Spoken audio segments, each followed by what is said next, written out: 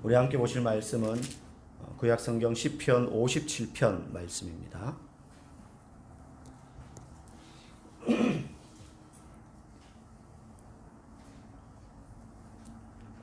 57편 7절에서 11절 말씀.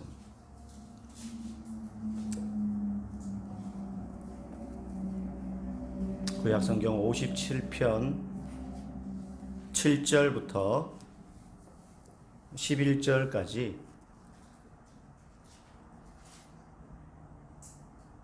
우리 한 절씩 교독하시고 11절은 같이 읽도록 하겠습니다.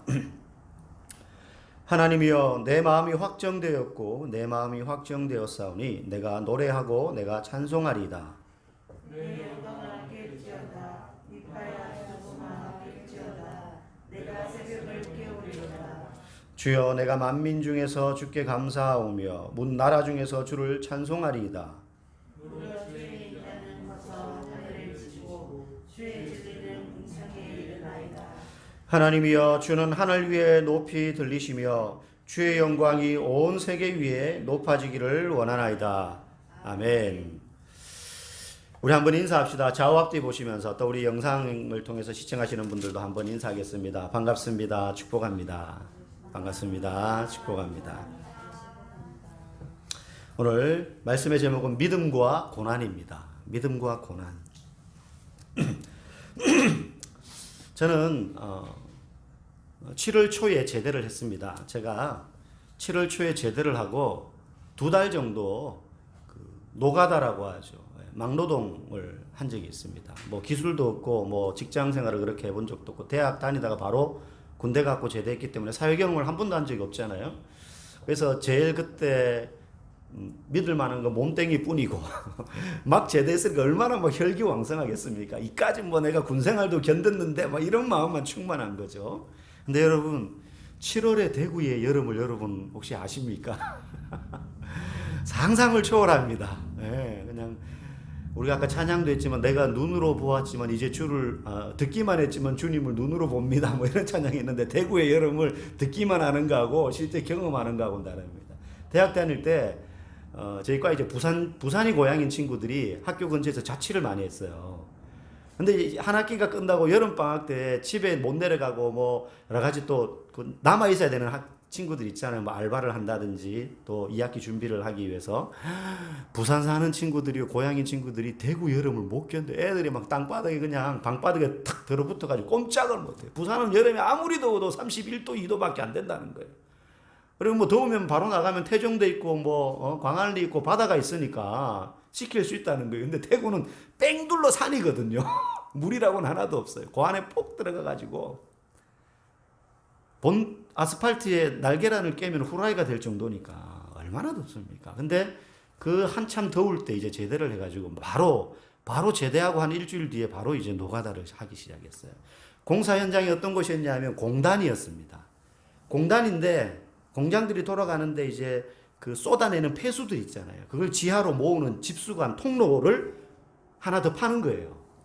근데 공장들이 그거 공사한다고 쉴 수가 없으니까 계속 돌려요. 그러니까 그 공사를 하는데 이렇게 땅 속으로 폐수관을 만드는 거예요. 이제 그 거푸집을 만들고 거기 이제 공고리를 부면 이제 우리는 거기를 기어다니면서 거푸집을 다시 철거하고 뭐 이런 일을 하는 거예요. 그러니까 그 폐수관을 기어다니는 겁니다. 근데 거기로 폐수는 계속 들어와요. 공장은 가동되니까. 그러니까 뭐 장화에 전신 그 비옷 물 들어오지 말고, 그리고 장갑에 고무 장갑에 덫으로 막 끼고 그거를 발통 달린 그 발판에 누워가지고 기어다니면서 그거를 막 하는 거예요. 그럼 하다 보면 전부 날카로우니까 다 찢어지거든요. 그러니까 안으로 다 들어와요, 폐수가. 근데 이제 그게 안 좋잖아요. 요즘 같으면 그렇게 공사하면 아마 안 될 거예요. 가다가 한 20m 정도 가면 위에 구멍이 뚫려 있거든요. 그 구멍이 왜 뚫려 있느냐면 고개 내밀고 이제 숨 쉬라고. 그 안에 계속 일하면 혹시 잘못될 수 있으니까, 질식할 수 있으니까. 처음에는 몰랐어요. 나중에 이제 알려주더라고요. 그래서 한 20m 기어가다가 이제 고개 내밀고 신선한 공기 마시고 또 누워가지고 그거 막 폐수 막 먹고 튀고 막. 근데 뭐 젊을 때니까 그런 거 막 이까짓 거 막 이러면서 막 했죠. 근데 그 작업을 하루 하고 나오면 손과 발이 그 더러운 물에 불어가지고 있잖아요. 막 팅팅 불어가지고 있어요. 팅팅 불어가지고. 덥기에는 또 얼마나 덥습니까? 그리고 이제 하루 일당 5만 원 받았거든요. 그때는 셌죠. 90년 중반이니까 엄청 셌죠. 근데 그때 되게 힘들었는데 사실은 더 기억에 남는 건 그 힘들었던 기억보다 그때 일하면서 같이 일했던 사람들. 나이대가 다 저하고 비슷했어요. 제가 제일 어렸는데 저보다 한 서너 살 위에 형님들 또 좀 많으면 한 삼촌뻘, 막내 삼촌뻘 정도 되는 분들이 같이 있었어요. 그 팀에는 주로. 그래서 되게 막 친하게 잘 지냈어요. 끝나고 나면은 뭐 쇠부치 모아가지고 고물상에 팔아가지고 삼겹살 사가지고 막 구워 먹기도 하고 막 그렇게 했었거든요. 근데 그때 같이 일하면서 막 트럭 밑에 그늘이라고 거기 들어가서 잠자고 하면서 나눴던 많은 이야기들을 저는 굉장히 신선하게 저에겐 들려줬던 거예요. 왜냐하면 고등학교 졸업하고 대학 다니다가 바로 군대 갔다가 바로 이걸 하니까 사회생활이라고는 저는 한 번도 해본 적이 없으니 세상이 뭔지 어떻게 돌아가는지 사람 사는 게 어떤 건지를 전혀 모르는 상태에서 처음 그런 이제 현장에서 일을 하면서 이 사람들은 어떤 사람들은 중학교만 졸업하고 그냥 그런 현장 일들을 10년 이상 해온 거예요. 나이는 저하고 별 차이 없는데도. 그래서 산전수전 다 겪은 거예요. 제 또래인데도 불구하고. 그러면서 이런 일 저런 일 겪은 거 들으면 저는 막 너무너무 재밌고 신기하기도 하면서 야 세상이 이렇구나. 뭐 돈 떼먹었다가 돈 떼먹은 놈 잡으러 다닌 이야기부터 시작해가지고 뭐 그런 이야기를 들으면서 저에게는 삶과 세상과 사람에 대해서 짧은 시간이지만 배울 수 있는 돈보다 더 값진 경험이었던 기억이 생생하게 남습니다. 고생스러웠지만 몸은 고생스러웠지만 그 고생을 통해서 얻는 게 분명히 있었던 순간이었습니다. 여러분 오늘 말씀의 주제가 믿음과 고난입니다. 고난. 생각하기 싫잖아요. 근데 여러분 고난 그러면 우리는 피하고 싶고 그거 받아들이기를 고난을 즐거워하는 사람 아무도 없겠지만 사실은 고난이 주는 유익이 분명히 있습니다. 모든 일에는 동전의 양면과 같은 측면이 있기 때문에 고난에도 분명히 유익이 있다는 거예요. 특별히 성경은요, 고난을 뭐라고 이야기하느냐 하면 위장된 축복이다라고 말해요. 위장된 축복. 왜냐하면 겉모습은 보기도 싫은 고난인데 그 안에는 숨겨진 축복이 있다는 거죠. 숨겨진 축복이 있다는 거죠. 성경에 많은 사람들이 예수님을 만나고 인생이 변화된 모습들을 봅니다. 그래서 침체된 영혼이 정말로 보잘것없던 그 사람이 그 존재가 정금과 같이 빛나는 사람으로 바뀌게 되는 것들을 우리는 많이 보게 됩니다. 야곱과 같이 정말로 이기적인 마음으로 자기 성공밖에 모르고 살던 사람이 믿음의 조상의 반열에 오르게 되고 예수님의 12제자들 보십시오. 몇면을 그 중에 한두 명 빼고는 전부 저 북쪽 이스라엘의 북쪽 갈릴리라는 지방 촌 출신이에요. 구약시대의 갈릴리는요 완전히 볼품없는 땅이 버려진 땅이고 거기는 사람 살만한 데가 아니야 라는 취급을 받던 땅이 그런데 옛날 우리 조선시대로 따지면은 뭐 저기 전라도 저 구석 아니면 제주도 막 죄인들 귀양 보내던 그런 땅 있잖아요. 그런 곳이 이스라엘에서 갈릴리예요. 근데 예수님의 제자들 중에 거의 10명이 갈릴리 출신이에요. 학교나 제대로 다녔습니까? 전부 어부에, 세리에. 그런데 그 사람들이 예수님을 만나고 난 다음에 그 이름도 길이 남는 12제자가 되었단 말이죠.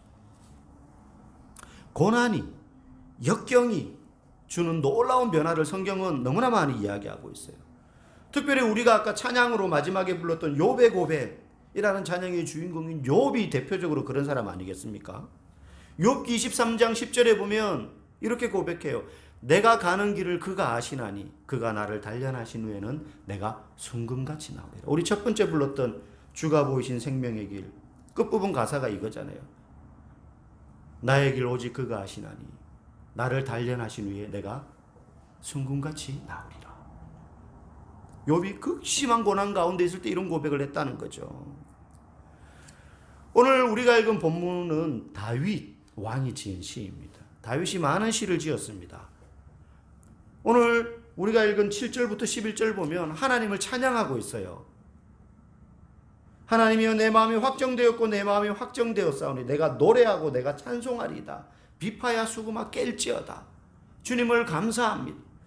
감사 찬양을 지금 다윗이 막 부르고 있거든요. 비파야 깰지어다. 수금아 악기들을 막 이야기하는 거죠. 악기들아 다 노래해라. 하나님께 감사해라. 하나님을 찬양해라. 막 그러고 있거든요. 그런데 오늘 57편 본문의 표제를 한번 보십시오. 57편 옆에 보면 괄호해가지고 다윗의 믹담시 이렇게 돼 있죠. 거기 보면 뭐라고 써져 있느냐면 다윗이 사울을 피하여 굴에 있던 때에 이렇게 적혀 있어요. 다윗이 하나님 찬양합니다, 감사합니다 이렇게 노래하고 있지만 사실 이 시를 썼을 때는 다윗이 사울이라는 이스라엘 왕에게 쫓겨다니면서 생명을 보존하기 위해서 도망 다니던 때에 어느 굴에 있을 때, 많은 사람들은 막벨라 광야의 아둘람 굴에 있을 때라고 생각을 합니다.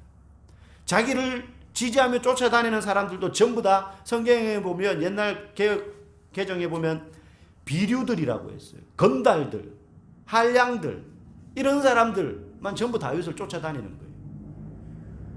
다윗이 지금 찬양합니다, 감사합니다, 경배합니다, 노래합니다 이렇게 부르고 있지만 사실 이 시를 쓸 때 다윗의 형편은 좋은 형편이 아니에요. 극심한 고난 가운데 있을 거라는 거죠. 사실 다윗의 미래는 하나님이 이미 이전에 다윗을 불러가지고 내가 사울 이후에 너를 왕으로 세울 거야 라고 말한 뒤였어요. 그러니까 다윗은 머지않아 왕이 될 사람입니다. 그런데 나중에 왕이 될 사람이지만 지금 현실은요, 그 미래와는 너무 거리가 멀다는 거죠. 너무너무 고통스러운 거예요. 우리가 힘들면 어떤 마음이 듭니까? 나중은 모르겠고 지금 당장 이 고통이 없었으면 좋겠다 싶잖아요. 그죠? 제가 예전에 이 아킬레스건 수술을 하고 병원에 누워 있는데 간호사가 그러더라고요. 이제 뭐 이렇게 주의사항 말해주면서 지금은 이제 수술할 때 한 마취 때문에 통증이 별로 안 느껴지는데 이 마취 풀리고 나면 많이 아플 겁니다. 그러면서 이렇게 닌겔에 뭐 영양제랑 진통제가 연결돼 있는데 요거를 좀 더 열어라 많이 아프면. 근데 그래도 못 참겠으면 이 배를 누르세요 그러더라고요. 그래서 얼마나 아프길래 수술을 처음 했으니까. 근데 진짜 거짓말같이 밤 12시가 딱 되면서부터 이제 잠들 시간인데 아프기 시작하는데요.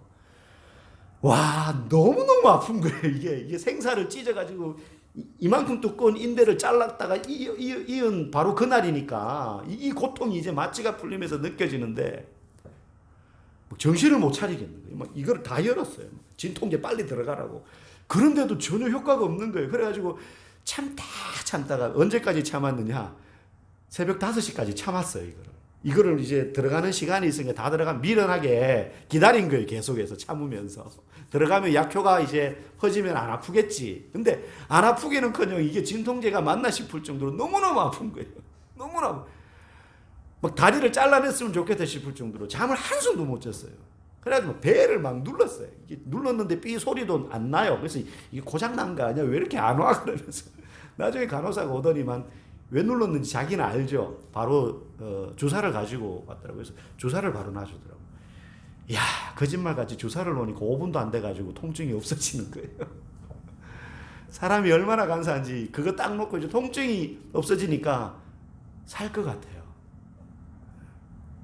한 6시쯤 돼가지고 이제 안 아프니까 이제 잠이 싹 드는 거예요. 밤새 잠을 못 잤으니까. 잠이 이제 싹 드는데 정말 단잠에 빠졌어요. 근데 좀 있다가 막 깨우는 거예요. 환자분 아침 식사예요. 그러면서 구루마를 끌고 왔어요. 밥 먹으라고. 계속 잤으면 좋겠는데. 그래가지고 막 또 비몽사몽간에 그랬던 적이 있어요. 당장 아프면 그게 눈에 보이지 나중에 뭐 내가 왕이 되고 이거는 별로 중요한 게 아니에요. 다윗이 나중에 왕이 될 사람인데도 불구하고 너무너무 현실은 고통스러운 거예요. 오늘 내일 목숨이 지금 경각에 달려있는 상황입니다. 그런데 다윗은 그런 상황에 원망불평하는 게 아니에요. 하나님 저 왕으로 세웠다면서 내가 왜 이런 고통을 겪어야 됩니까? 아니 왕이 될 사람이면 뭔가 왕으로서 준비를 하게 해줘야지. 도망자가 돼가지고 이렇게 쫓겨나 다니도록만 만들면 어떡하라고요? 내가 왜 이렇게 아파야 돼요? 왜 이렇게 힘들어야 돼요? 여러분, 고난과 지금 그런데도 불구하고 다윗은 그러지 않고 감사 찬양하고 있거든요. 한번 생각해 보세요. 고난이 있고 여기에 감사 찬양이라는 결과가 있어요. 고난인데 바로 이 감사 찬양이 나올 수 있습니까? 이 사이에 뭔가 있어요. 고난을 당하고 있는데도 불구하고 찬양 감사가 나올 수 있으려면 이 간격 사이에 뭔가 고난 중에도 감사 찬양할 수 있도록 만드는 뭔가가 있다는 거예요. 계기가. 다윗에게는. 뭔가 이 사이에 작용을 해야지 감사 찬양할 수 있지. 멀쩡한 정신으로 막 힘들어 죽겠고 아파 죽겠는데 막 마취가 이제 풀려가지고 다리가 떨어져 나갈 것 같은데 제가 막 찬송 부르고 너무너무 감사합니다 이러고 있으면은 진짜 제정신이 아닌 거잖아요. 뭔가 작용을 해야지 감사 찬양할 수 있는 거거든요. 그게 뭐냐는 거예요. 여러분, 우리는 보통 고난을 당하면 제일 먼저 기도합니다. 기도할 때 이렇게 기도하죠. 그래서 주님, 얼른 이 고난이 사라지게 해 주십시오. 더 좋은 건 고난 안 당하게 해 주십시오. 그렇게 기도합니다. 근데 여러분, 우리가 기억할 게 있습니다. 하나님의 관심은 우리가 고난을 안 당하거나 닥친 고난이 사라지는 데 있는 것이 아니라는 거예요. 하나님의 관심은 우리가 고난당하지 않는 데 있지 않습니다. 하나님은 우리가 고난을 겪는 걸 허용하세요. 고난당하는 걸 허용하세요. 고난 한번 쌩 고생해봐 뭐 이렇게 하신다는 말이 아니라 고난을 통과하고 잘 견뎌내기를 원한다는 거예요. 고난을 겪되 고난 때문에 망하는 게 아니라 잘 겪기를 원하신다는 거예요. 안 당하게 하신다는 게 아닙니다. 대신 그 고난을 통과할 때 무작정 견디기만 하는 게 아니고 막 원망 불평하면서도 막 견디기만 하는 게 아니라 중요한 믿음의 행위를 하면서 견뎌야 돼요. 이게 고난과 감사 찬양 사이에 작용하는 거예요. 믿음의 행위 한 가지. 그러면 이 믿음의 행위라는 게 뭐냐 하면 막 대단한 어떤 능력이 내게 임하거나 그래서 고난이 왔는데도 이게 고난으로 막 안 느껴지게 되는 마치 마취당한 것처럼 그런 게 아니에요. 무슨 은사가 내게 임해가지고 막 기도했더니만은 막 문제가 해결되고 막 내가 능력을 가진 사람이 되고 막 기적이 일어나고 이런 게 아니에요. 여기서 말하는 고난에서 감사 찬양으로 이어지기 위한 그 사이에 있는 믿음의 행위, 우리가 고난을 잘 견뎌내는, 하나님 우리를 고난을 안 견디게 하는 것이 아니라 고난을 잘 견디기를 원하실 때에 그 잘 견디는 게 뭐냐 하면 하나님을 보는 거예요. 고난을 잘 견딘다는 건 하나님을 보는 거예요. 보통 이게 잘 안 되는 거죠. 막 고난이 임하면 그래서 뭐 원망하다가 하나님을 떠나는 경우가 있어요. 그런데요, 고난 중에 하나님을 보는 사람이 있어요. 고난이 닥쳤기 때문에 하나님을 더 보는 사람이 있어요. 하나님을 본다는 건 뭔가 눈에 투시력이 생겨가지고 눈에 보이지 않던 하나님의 모습이 갑자기 눈에 보인다든가 그런 걸 말하는 게 아니라 하나님께로 더 가까이 나가게 되고 하나님과 더 친밀해져서 하나님을 더 생생하게 느낀다는 거예요. 그리스도인이 고난을 당하는데 하나님을 더 친밀하게 느끼는, 하나님을 바라보는 이 경험이 없으면 진짜 최악이에요, 최악. 그냥 죽는 이만 못한 거예요. 하나님 우리한테 왜 그런 걸 줘요? 왜 하나님을 가까이 고난을 잘 견디는 게 아니라 그냥 그런 목적 없이 무작정 고난을 왜 줘요? 우리가 하나님의 자녀들인데. 하나님은 우리가 고생만 하기를 원하시는 분이 절대 아닙니다. 어느 부모가 자식을 너 인생 경험 쌓아야 돼 해가지고, 예를 들어 내가 대기업 회장이에요. 부모의 마음이라면 내 재산 물려줘가지고 얘도 편안하게 살았으면 좋겠죠. 근데 지혜로운 부모라면 그렇게 자녀를 키우면 안 됩니다. 그죠? 적어도 너가 나가가지고 너 스스로 돈을 벌어보고 세상 경험해보고 밑바닥부터 시작을 해봐 하는 마음으로 내보낸단 말이에요. 그럼 내보낼 때 어느 부모가 너 이놈의 새끼 생고생해봐 이제까지 편하게 살았으니까 그런 마음만으로 자식을 저 세상으로 보내는 부모가 어디 있겠어요. 바라는 게 있잖아요. 뭘 바라요? 너 그렇게 밑바닥에서 고생하지만 그걸 통해 가지고 내가 너에게 말로 가르쳐 줄 수 없는 그걸 세상 가운데서 너 배워야 된다. 고생하되 고생 잘해야 된다는 거예요. 잘 견뎌내. 그거 바라면서 그런 험한 길로 보내는 거 아니겠습니까? 지혜로운 부모라면. 하나님이 자기 자녀들에게 고난을 통과하게 하시는데 고난을 아예 겪지 않도록 만드는 것이 아니라 고난을 통과하게 하시면서 자기 자녀들이 더 성숙해지기를 원하시는 게 똑같은 하나님 아버지의 마음이라는 거예요. 저와 여러분들을 향한. 그러면 고난 중에도 하나님을 더 가까이 하려면 뭐가 있어야 되느냐? 하나님이 이 순간에도 나와 함께 하신다는 믿음이 있어야 돼요. 그걸 어떻게 믿어요? 성경이 이야기하고 있으니까. 하나님은 절대 성도를 떠나지 않으십니다. 오히려 우리가 고난받을 때 우리 곁에 더 가까이 계세요. 내가 믿어지느냐 안 믿어지느냐와 상관없이 하나님은 그런 분이라고 성경이 말하고 있어요. 여러분 이스라엘 백성들 보십시오. 그렇게 배반하고 그렇게 원망하는데도 하나님이 그들을 놓던가요? 포기하시던가요? 끝까지 데리고 가나안 땅으로 데리고 들어가잖아요. 제가 하나님이었으면 야, 참 진짜 너희들 징하다 이러면서 포기할지도 모르겠어요. 육신의 부모 중에도 자녀를 포기하는 사람이 있는데 하나님은 절대 포기하지 않아요. 제가요 초등학교 때 좀 이렇게 친구들과 혼자 있을 때는 얌전했는데 친구들과 같이 있으면 참 개구졌거든요. 그때 많이 했던 놀이가 학교 마치고 이제 집에 오면서 그때는 보통 학교랑 집이 멀잖아요. 대부분. 요즘은 막 집 앞에 학교가 다 있고 그렇지만 애들도 많고 그때는. 오다가 보면은 뭐 군것질도 하고 친구들하고 놀기도 하고 가방 던져놓고 막 돌아다니기도 하고 그렇게 하는데 제일 많이 했던 놀이가 벨튀 놀이. 벨튀. 아마 잘 모르실 거예요. 여러분 아마 말뚝박기나 하고 그러셨겠지만 저는 고상하게 그런 거 했어요. 벨튀 놀이. 그게 뭐냐면 남의 집 벨 누르고 튀는 거예요. 남의 집 벨 누르고. 근데 누구 집 벨 누르느냐? 아무 집 누르는 게 아니라 우리 반 여학생들 집 벨. 오는 길에 있는 여학생들. 그때는 뭐 남학생 여학생 서로 많이 싸우잖아요. 막 교실에서. 벨튀 놀이에요. 친구들. 혼자는 못하죠. 친구들하고 무리가 올려 있으니까. 그래가지고 이제 오다가 야 오늘 저 집 누르자. 누가 누를래? 가위바위보 하는 거예요. 가위바위보 다 했는데 제가 걸렸어요. 그럼 이제 애들은 요 근처에 숨어 있는 거죠. 제가 배를 누르는 여러분 이걸 왜 하는지 아세요? 누르기 전에 그 두근거림. 긴장감. 원래 나쁜 짓 할 때 하고 나면 별거 아닌데 하기 전에 그 긴장감 때문에 자꾸 하는 거잖아요. 이제 그 누르기 전에 어른들이니까 어른들이나 튀어나오면 애들 잡히잖아요. 초등학생이니까. 그러니까 막 죽게 살기로 도망가야 되거든요. 그 떨리는 손으로 이제 누르는 거예요. 이제 누르고 막 튀어야 되는데 튀다가 넘어지면 안 되는데 막 어디로 튈까 막 이런 거 이제 그래서 이제 띵동 띵동 하고 기다려요. 반응이 있어야 돼. 누구세요? 그러면 이제 막 욕하고 튀는 거예요. 이제 하고 튀는 거예요. 이제 그럼 이놈의 새끼다 그러면서 이제 문 열고 튀어나오면 우리 막 가는데 보통 이제 나이 많으신 분들이면 우리 못 잡죠. 근데 그날 걔 이제 저희 저희 반 여학생이었는데 나중에 걔가 우리 교회 나와가지고 진짜 제가 난처했던 적이 있습니다. 교회에 나오더라고요. 근데 했는데 걔 오빠한테 붙잡혔어요. 오빠한테. 중학생이니까 뭐 초등학생 대부분 잡잖아요. 뛰는데 몇 걸음 못 가고 오빠한테 잡힌 거예요. 근데 잡혀가지고 혼났는데 그때 내 친구들은 뭐 했느냐? 다 튄 거예요 이제. 살라고.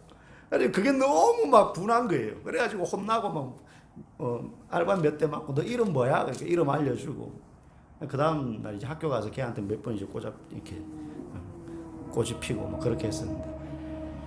하여튼 혼나고 나서 이렇게 기분 안 좋아가지고 오는데 그 도망갔던 내 친구들이 저 구석에 이제 숨어 있다가 야, 너 괜찮냐 막 그러는 거예요. 괜찮을 리가 있어요. 머리 맞아가지고 아픈 것보다 걔들이 더 미운 거예요. 그래서 제가 그때 그랬어요. 친구들한테 새끼들 너것들은 내 친구도 아니다 이제. 의리 없는 놈들 혼자 살겠다고 다 도망가고 내가 안 구해주고 뭐 했노 막 이러면서 막 그렇게 이야기했던 적이 있어요. 근데 여러분 근데 하나님은요 절대 우리를 내버려두고 도망가시는 분이 아니에요. 우리가 평안하고 하나님 찬양합니다 할 때는 좋아하시면서 우리와 함께 계시다가 우리가 고난당해가지고 극심한 어려움 가운데에서 하나님 원망하고 그럴 때는 네가 나를 원망해 이러면서 하나님 도망가시는 그런 분이 아니라는 거예요. 하나님은 우리가 극심한 고난 가운데 힘들어서 그렇게 원망불평할 때에 오히려 우리 가까이에 더 오시는 분이에요. 우리를 측은히 여기시고 우리를 불쌍히 여기시며 우리를 만져주시는 분이 하나님 아버지. 여러분, 성경에 고난받는 장면들을 한번 보십시오. 하나님이 고난 가운데 우리와 함께 계시다는 것을 우리가 명확히 알 수 있는 장면들이 많이 있어요. 여러분, 베드로가 풍랑이는 밤바다 갈릴리 바다 위에 예수님이 물리를 걸어오시는 것을 보고 베드로가 뛰어듭니다.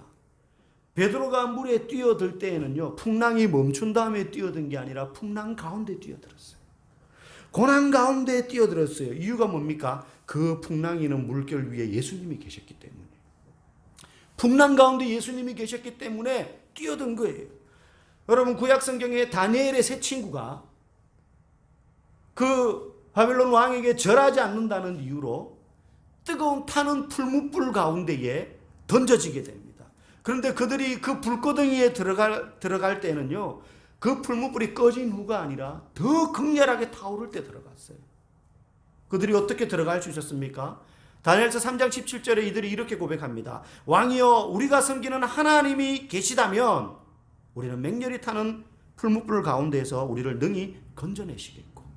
여기서 하나님이 계시다면이라는 말은 원문을 보면 하나님이 분명히 계시기 때문에, 당신이 그것을 확인할 수 있을 것이기 때문에, 하나님이 계시기 때문에 타는 풀무불이 타는 가운데 들어가는 거예요. 고난이 끝나고 하나님께 가는 게 아니에요. 고난 중에 하나님이 거기 계시다는 걸 확신하기 때문에 고난 중에도 불 가운데 뛰어 들어갔고요, 풍랑이는 바다 위 가운데 가는 거예요. 다니엘이 사자굴 속에 던져지지 않습니까? 나중에 다니엘이 사자굴 속에 들어갈 때도요, 사자들이 잠든 후에 들어가는 게 아닙니다. 하나님이 던져질 거니까는 사자들의 입을 닫게 하신 것이 아니에요.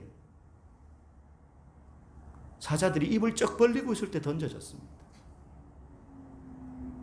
전부 고난이 앞에 놓여 있는데 그 고난을 내가 경험하기 전에, 고난을 겪기 전에 하나님이 물결을 잔잔하게 해주고 난 다음에 이제 걸어라, 불이 꺼지고 난 다음에 들어가라, 그렇게 하신 게 아닙니다. 여전히 물결은 치고 있었고 풍랑이 일고 있었고 여전히 불은 활활 타오르고 있었고 여전히 사자는 입을 쩍 벌리고 있는데 그때 집어넣는 거예요. 왜? 하나님이 거기 함께 계시니까. 불이 무슨 소용이며 풍랑이 무슨 의미가 있느냐? 내가 거기 함께 있는데. 고난을 안 겪은 게 아니라 고난을 통과하게 하시는 겁니다. 하나님이 거기 계시기 때문에. 그래야지 고난을 통과해야 거기 계신 하나님을 경험하는 겁니다.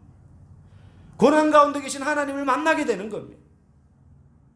결국 고난을 통해서 하나님과 더 친밀해지는 것입니다. 성도도 다 고난을 이렇게 겪습니다. 우리 중에 나는 예수 믿고 고난이라고는 없는 삶을 살았어, 그런 사람 아무도 없습니다. 하나님 왜 그렇게 고난을 겪게 하십니까? 그 고난을 통과하면서 하나님을 바라볼 수 있게 하기 위해서. 평안할 때만 하나님을 보는 것이 아니라 하나님 찾기 어려운 때에도 하나님 찾으라고, 하나님께 더 가까이 나오라고. 다윗은 극심한 고난의 순간이었지만 그 순간에 하나님이 자신과 함께 계시다는 사실을 확신했기 때문에 감사 찬양할 수 있었던 거예요. 고난과 어려움을 겪을 때 우리의 최대 관심사는 이 고난으로부터 벗어나는 것이겠지만 하나님의 최대 관심사는 우리가 그 고난의 상황 안에서 하나님을 바라보는 것입니다. 그래서 힘든 상황에도 가장 지혜로운 것은 상황을 피하는 것도 상황을 이겨내는 것이 아니라 상황 안에서 하나님을 보는 겁니다. 그 힘든 일을 고스란히 겪으면서도 여전히 하나님을 바라보게 되는 것입니다.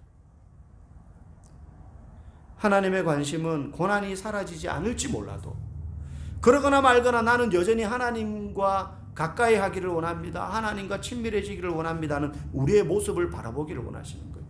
그래서 다니엘과 그의 세 친구들이 풀무불 가운데 들어가기 전에 하나님이 우리와 함께 계시면 우리를 건져내실 것입니다 라고 말하면서도 그 다음 18절에 뭐라고 고백합니까?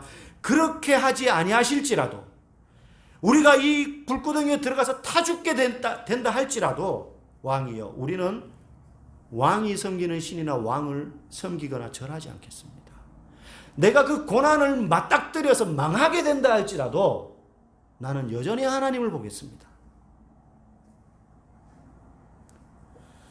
그러므로 우리가 그런 하나님의 마음과 관심을 알고 하나님을 가까이 하는 일에 관심을 가질 때에 무리를 걷게 하시고 풀무불 가운데 타지 않게 하시고 사자의 입 가운데에도 상하지 않도록 도우신다는 것입니다. 하나님의 우리를 향하신 최대 관심사는 좋은 상황이 아니라 깊은 관계입니다. 어떤 상황에도 하나님과 가까이 하기를 원하는 것. 이런 고난의 극악한 상황에서도 네가 나를 바라볼 수 있느냐? 아들을 제물로 바쳐야 하는 그런 극한의 상황에서도 네가 나를 여전히 신뢰하느냐? 상황과 상관없이 하나님을 더 가까이 하고자 하는 것, 그게 하나님이 고난을 겪고 있는 상황 가운데 우리에게 보기를 원하시는 믿음의 행위입니다. 뭐 대단한 걸 하라, 막 40일 금식을 하고 막 이런 게 아니라 하나님을 여전히 신뢰하느냐? 여전히 하나님이 나와 함께 계셔서 그분이 나를 도우실 것이라는 사실을 믿느냐? 이게 고난을 겪는 우리를 바라보시는 하나님의 시선입니다. 뭐 기도 응답에서 소원이 이루어지고 하는 게 믿음이 아닙니다. 고난이 닥쳤을 때 그러므로 우리 이렇게 기도하십시오. 하나님, 난 죽어도 하나님 앞에서 죽겠어요. 하나님을 떠나지 않게, 상황 때문에 하나님을 배반하지 않게 해주십시오. 고난이 닥쳤을 때 우리가 먼저 기도해야 될 건 이렇게 하는 것입니다. 이 고난 때문에 내가 믿음 약해지지 않고, 이 고난 때문에 하나님을 바라보고자 하는 내 마음이 약해지지 않게 해주십시오. 사탄이 제일 원하는 게요, 우리 아프게 하고 막 가난하게 만들고 망하게 만드는 거, 그게 영적 존재인 사탄에게 무슨 의미가 있습니까? 사탄이 진짜 원하는 건 뭐예요? 그런 고난을 통해서 우리의 눈을 하나님에게서부터 딴 데로 돌리게 되면 그게 성공하는 거예요. 그러니까 당연히 하나님의 관심도 어디에 있습니까? 우리가 망하는 게 문제가 아니고 잘못되는 게 문제가 아니고 그것 때문에 하나님으로부터 돌아서지 않도록 하는 거예요. 그럼에도 불구하고 여전히 나는 하나님께로 나가겠습니다라는 마음을 잃어버리지 않는데 하나님의 관심은 있다는 거죠. 우리가 큐티하고 기도 생활하고 성경 공부하고 성경 읽기 하고 다락방 모임하고 예배 드리는 거 왜 하는 겁니까?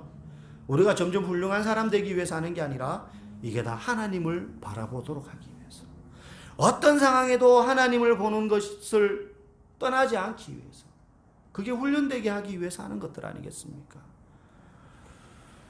지금 힘들지 않은 사람들은 아무도 없습니다.